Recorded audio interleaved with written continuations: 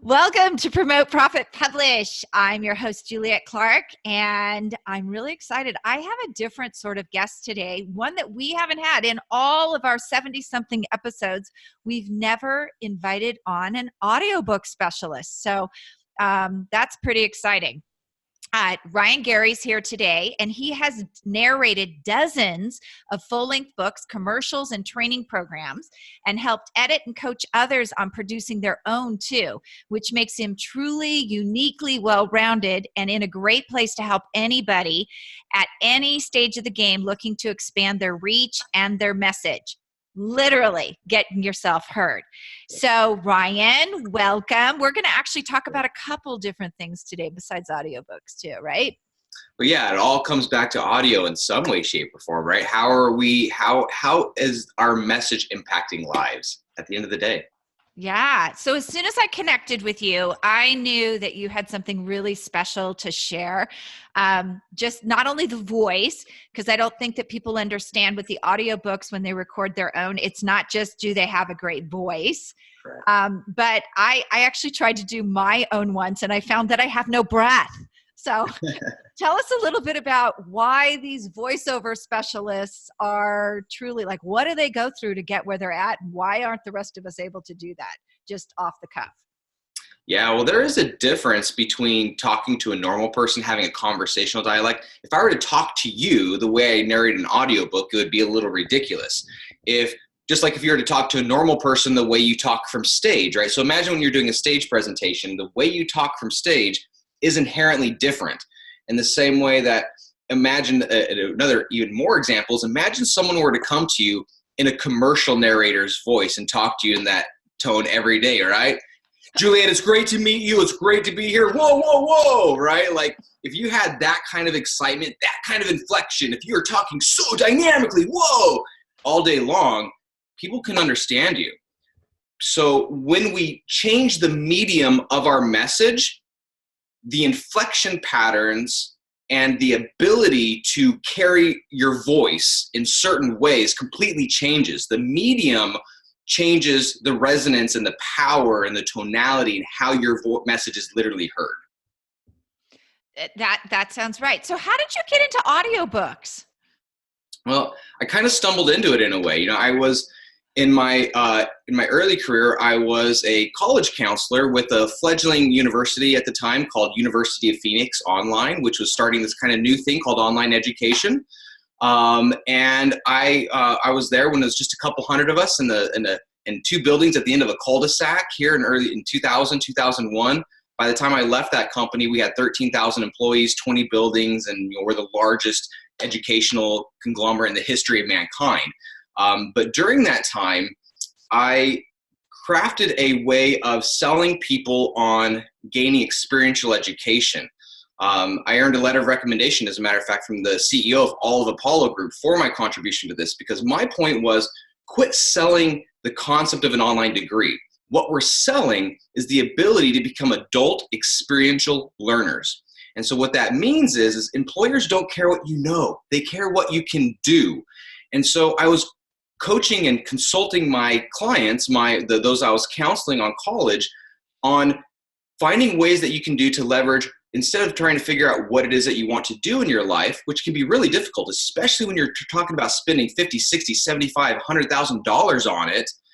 So right now, find out what it is that you can do very well, be very experiential, be very experimental in life, and find out what it is that you can do very well so you can make money and then enjoy that money and the time that you have to enjoy what it is that you love to do. If you turn what you love to do into your sole income source, I had talked to hundreds and eventually thousands of people who did what they loved, but at some point it became a job. At some point it became their had to. It's not I love to, it's I have to. I have to get up and go do this. And that changes things. And so I got into voiceovers because when I quit my job at Infusionsoft, nearly a decade later, back in 2010, I have a wife who's a full-time mom to our kids, and I had asked myself the question of, how am I going to pay rent? And so I had to apply the same principle that I applied to my students. And I said, well, what can I do? Not what do I want to do, what's the best, but what can I do? Let me reverse engineer this. What I realized is that, one, I had I had an ability to write and read a sales script. I could read scripts like nobody's business because I had spent so many years refining and developing my script writing, my script reading process. So one, I knew I could read a script. Two, I was an audio engineer. I loved music. I could do lots of audio engineering. I had thousands of dollars worth of audio gear. I understood that. And so I said, okay, I know I can do these two things. But then the third component was this. Typically, audiobook people don't make there's not necessarily there's so many chains of command that one person in the audiobook business doesn't make a lot of money. There's the narrator, there's the engineer, there's the mastering, then there's the publishing. There's a lot of steps involved in producing it usually. And so there's not a ton of money. So I thought, how do I really make money with this? And so I applied my same sales psychology, and I found someone who had a tired old ebook that was good content, but it just wasn't getting traction. And I narrated it, and I not only narrated it, but I also did a video of the text. I'm sure you've seen these like video sales letters, right? So I applied the same psychology to e-learning. And so with one production of doing the audiobook and the video, he now had went from an ebook into having an audiobook that he put up on Audible, having a video course, and a video course tied into Infusionsoft that could track where someone left off and nurture them along and put them going. So from one ebook that he was giving away to having an ebook he was selling, an audiobook he was selling, and a coaching course that went along with it for $300, which completely changed the game. So trying to get high dollar value for an audiobook can be a little difficult at the time, especially I wasn't that well known. It was one of my first, and but I had to make good money. So I thought, how do I make money off of this? And the best way was to find someone else to make money. So let me help you turn your book into a course that you can make money off of. So I was able to get $20,000 for building out a course. No one's going to pay me $20,000 for an audiobook, right, but I can get $20,000 for building out a course. The audiobook just happened to be the byproduct of that. Does that make sense? It makes a lot of sense. So I think you just explained my next question, which was, why would someone want to do an audiobook?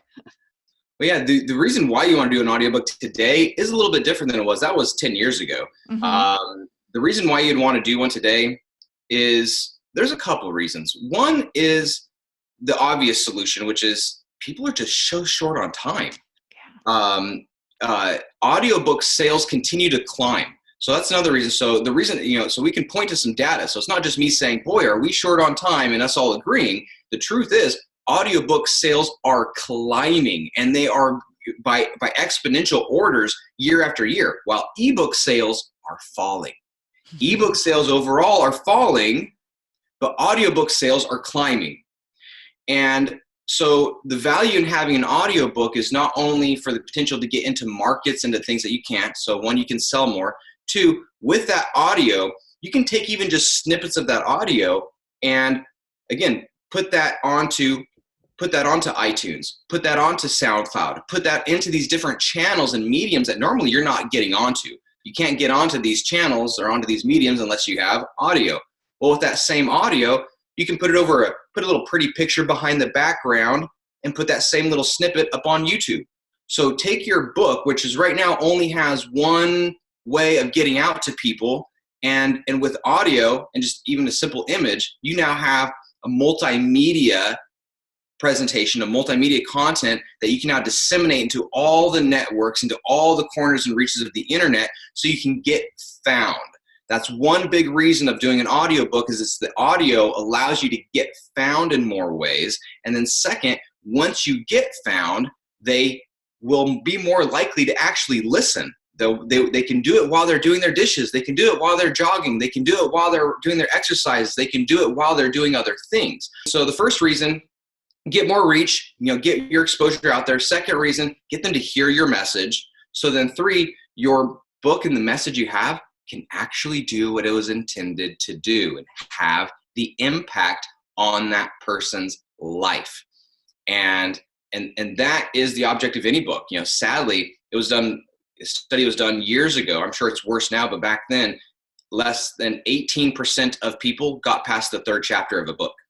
Mm-hmm. So if your book is designed, especially for those of us where It's one thing if it's a fiction book, it's one thing if it's another, if it's a cookbook, right? But if this book is your business, if this book is your story, if this book is how you nurture, how you qualify, how you educate your prospects into becoming better qualified prospects for you, and they don't read it, you're not getting the leads, you're not getting the nurture, you're not getting the qualification, you're not getting the recognition that you truly deserve.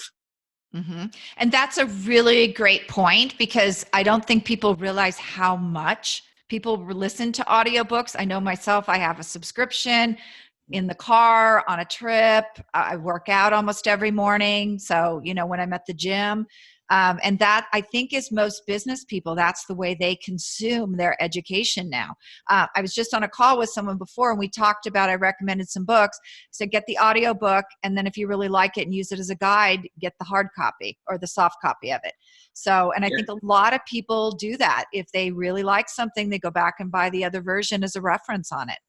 So That's a great point. And something else too, I guess I didn't mention this other reason why, which you kind of hit on, which is there is no, I don't want to offend anybody here, but there is no self-respecting book that goes to market that doesn't have a companion audiobook.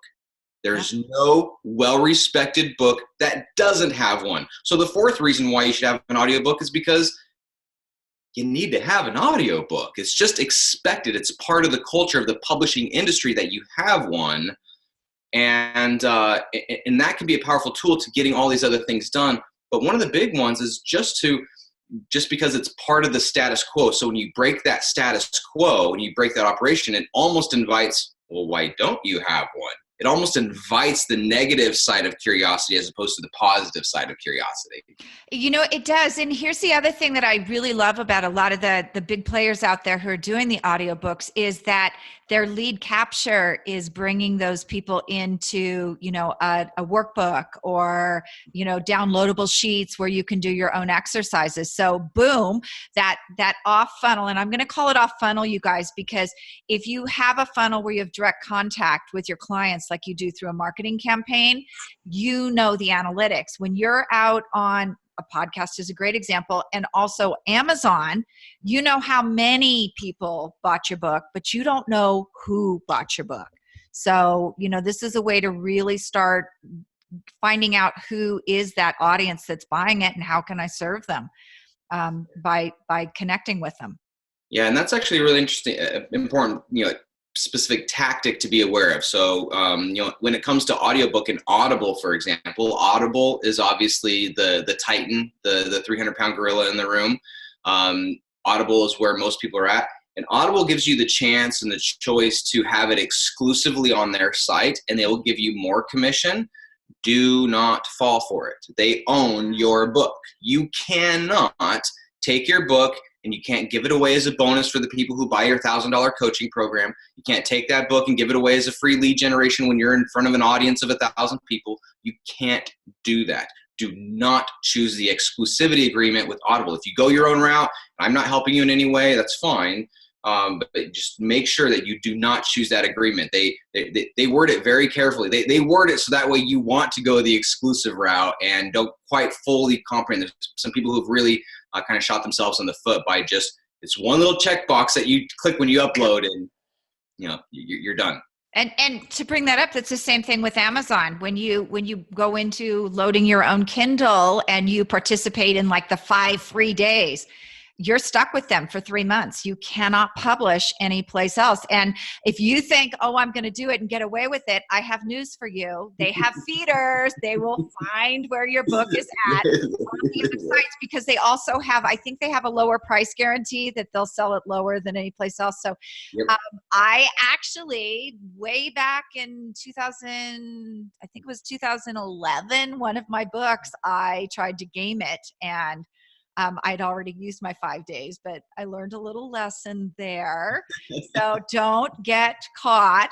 They also, believe it or not, back then, I don't know if you know this, Ryan, but back then they also had feeders where they could find out if your reviews were real. So they can tell when you faked your reviews, and a lot of authors back then were, or they were having people from Fiverr. So don't try to game the system is the point with either of them. Well, you can game the system. You game the system by doing the work ahead of time to have the reviews. There you go. That is true. That's the game. That's the game. That's actual platform building, which is what I do. So Good point. So, Ryan, I have a lot of experts in my audience, and they're already doing webinars. They're already, on stages speaking. How is that different than actually being a trained performer and getting in front of that microphone to record all of this? Sure. Great question. There's a couple components to it. One is technology, two is technique. All right, so just to keep it real succinct. So one is technology, two is technique. When it comes to technology, it's having the right kind of microphone and the right kind of software to be able to get the noise floor low enough, right? So you don't hear that in the background. There is, good gear, good microphones, change the sound of everything. So for example, I have a home studio. I have a mobile recording studio. I designed my rig my rig's only about $2,000 right now. I have a rig that's about $2,000 that it can go head to head with $30,000 rigs. I have friends that it's like they cannot believe that I can produce the audio that I produce with as low cost a rig as I have. And that's by design. I literally spent tens of thousands of dollars split testing which microphone technology works well with my voice, which preamp works well with that microphone with my voice, which plugin. So all these, so the signal chain, the technology matters, and that technology does need to pair well with certain voices. Some people's voices just sound better with some microphones. It's just the way it is, and you just have to kind of guess and test. And so professional audiobook narrators, when someone's hearing your voice, usually through headphones, they can hear so much more than through a normal loudspeaker. So that's one of the reasons why audiobooks really just have to be superb, super crisp. If you're doing an audio dramatization, you could have little superfluous sounds here or there. But if your voice is the only thing they're hearing, boy, they're going to hear every little flub, every little thing. That's why the technology matters, so that way you sound good. Because, boy, I used to hate the sound of my voice. I could not stand it. It was, absolutely. Yeah, I mean, that's a big part of my training is doing the uncomfortable things. You know a little bit about my journey and whatnot. And part of my journey out of where I was at was doing things that I wasn't comfortable with, selling myself on doing things that I don't like to do, like recording myself and listening to myself. Right? I didn't like it. But because we're our own worst critics, I also knew that I could be my best critic. Ooh. So if I just sucked it up, just did the work and listened, I could outsource to my brain and trust that my brain is picking up on all the things that I did wrong, did good, did great, and can do better. So instead of reestablishing a relationship between myself and my brain that I don't like my voice, I don't like the way I sound, I don't like this, I don't like that, did I convey that clearly? I reset the relationship to my brain to say, oh, this is good. We love what we have. We love what we have. There's some things that aren't necessarily great, but we can make it better. So that's starting to get into the technique. So the technology matters, and I had to find the right microphone at the time to really suit with my voice. Then on the technique side of things, there is a certain pitch, tone, and pace which you have to go. Again, when you're on stage, you can say little things like that, little mouth noise of, that has no reference, no meaning in a webinar. No one's gonna say, "Oh my goodness, he just clicked his lips." Oh my goodness, like no one's gonna say that. So because the focus is so much more intense, small subtleties really stand out. And so that's where, as you mentioned earlier, the breath matters, right? And luckily, as a part of my path out of my former life, I played the didgeridoo. And the didgeridoo gave me the ability to do this circular breathing where I was working my diaphragmatic muscles, and I'm working my muscles, and I can control my breath. I can control the movements of my tongue in finer ways. And that's the technique, is ultimately learning what I now call neurophonetics. Many people are familiar with neurolinguistic programming, which if you're dealing with a group of experts, obviously many people here have probably heard of neurolinguistic programming, but it just means how our brains and our behavior ends up being programmed by the languaging that we use on a neurological level. Our brains and our bodies respond and are programmed by our languaging. That's been around for a long time. I am dubbing what I call now neurophonetics, which is, it's not just what you say, but how you say it that matters. I could say, for example, now, Juliet, I really want to be your friend. Or I can say, Juliet, I really want to be your friend, right? Intonation delivers the message. The words can deliver a message. And when you have a book, those words are open to the interpretation of the reader. So another reason why you want that audiobook is because you tell the reader this is the proper intonation and inflection pattern to give a meaning behind those words. There's the words and then there's the meaning behind the words. And that's what neurophonetics delivers. It's the slight languaging patterns. So another example is that many people do on a daily basis is, why did I do that?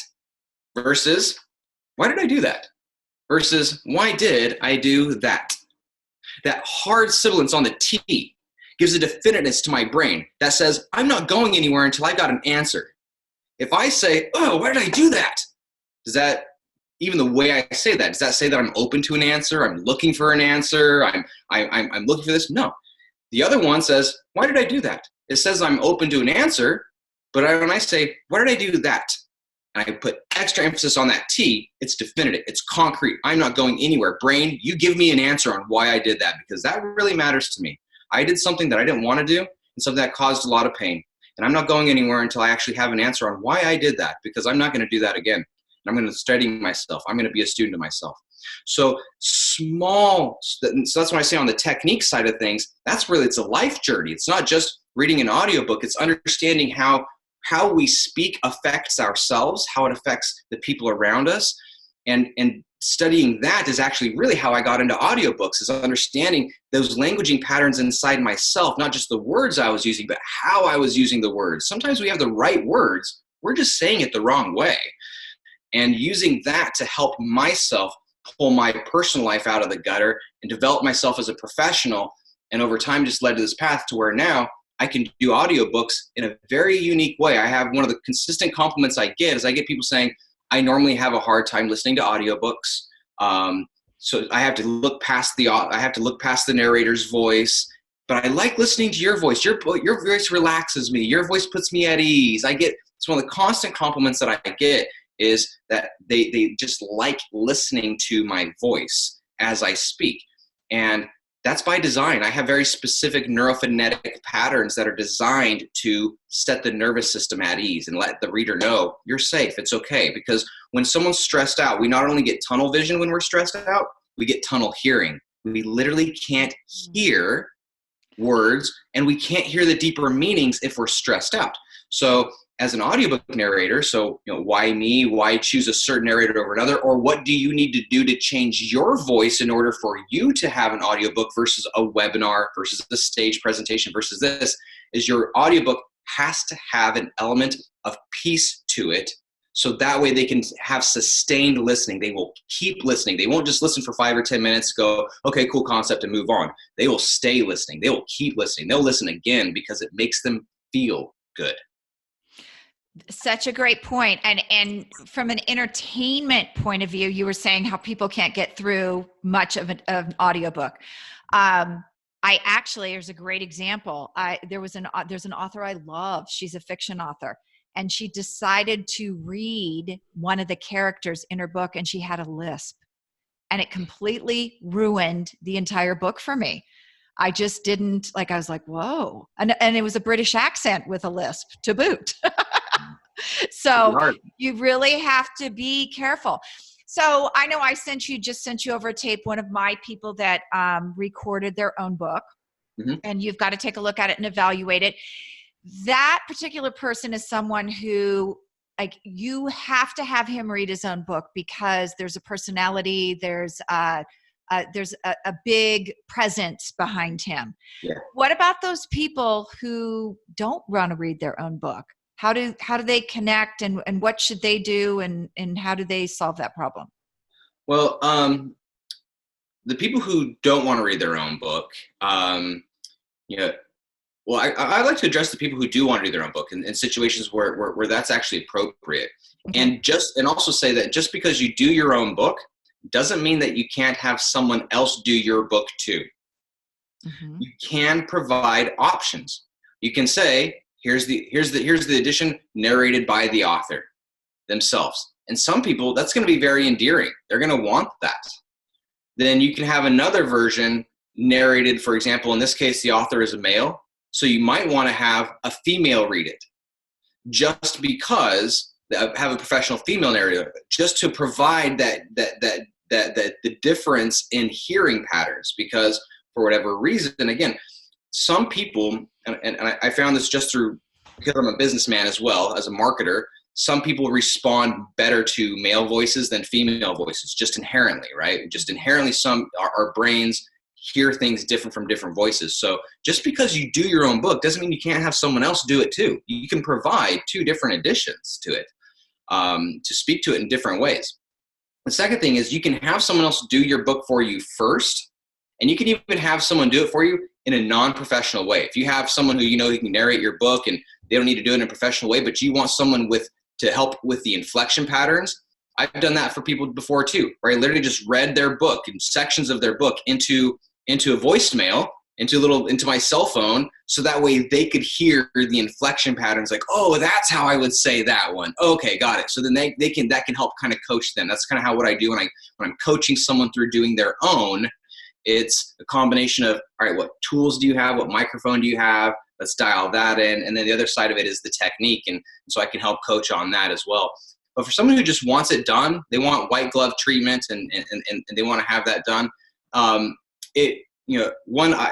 As you know, I don't have a website up saying, hey, Ryan Garey does audiobooks. Come sign up here. Here's my package price. That's, as you know, I'm a full-time entrepreneur, which means working from home full-time for 10 years with my wonderful wife and 3 kids, which means that I've worked really hard to have a life where I get to do the things that I love, and they do bring me money, but I'm not dependent on anyone having to make me money, so that way I can stay flexible and stay independent. So I myself will work on some books for, with it's the right book, the right author, the right time, because I want that joy and love of the material to come out in my voice. I don't want to act that out. If I'm going to read someone's book, I want to feel the joy and love of that material to come out through my voice naturally and automatically and elegantly.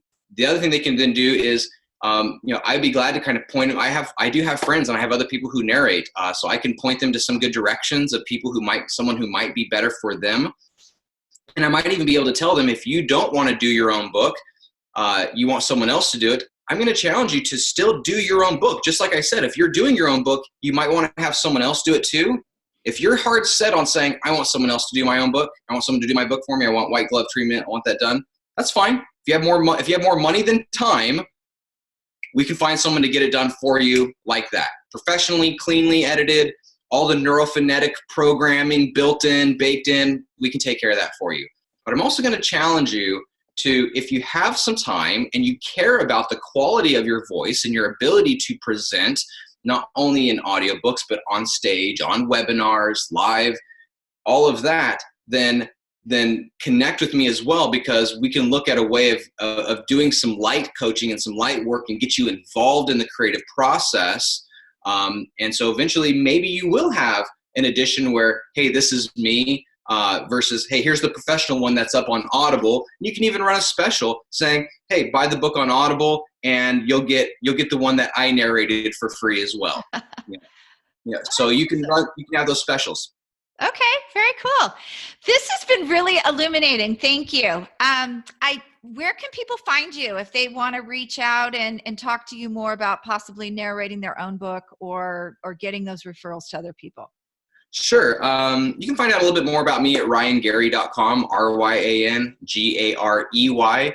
It's a pretty static site, just tells a little bit more about me and my background. You won't find me about much on social media, but feel free to connect with me there. I've been blessed and fortunate enough that I haven't had to live on social media or had to market myself in that way. I've got lots of friends and connections and people who love me and love my work and all the different facets that I work. And so I've been very blessed that way. So if I'm a little slow to respond on social media, that's fine. But connect with me there. And then I'll just go ahead and give you out my email address as well. That's the best way to get in touch with me, is just to shoot me an email, and that's Ryan, RYAN, at collaborating, COLLABORATING. So collaborating spelled correct. It's all about collaborating, isn't it? Right? Even your audiobook is a collaboration between the content, the words, the author, and the hearer. And ultimately, how those words are impacting that hearer in a very real way to change their life. And that's, in case you can't tell, that's where I like to live. So it's a pleasure sitting. Thank you. Thank you so much for being on. We really appreciate the information. Is great. Absolutely. And in case you can't tell, I love what I do. So so don't hesitate to shoot me a quick email. Let me know about what your project is. And I'll reply. Either I or my assistant will reply back with a link to get on my calendar, and I'll see what's there. And if I can't help you, it doesn't make absolute sense. I can at least point you in the right direction and give you some good pointers on what kind of microphone for your voice you might want to have. I have a good ear for that based on your budget. Those are all some of the things that I can help kind of point you in the right direction on. And I'm not going to charge for that call. I appreciate the relationship with you, Juliet. I appreciate you. And this is something that I'm just doing for you and your audience. So thank you. I know they appreciate it. Absolutely. Thanks so much again.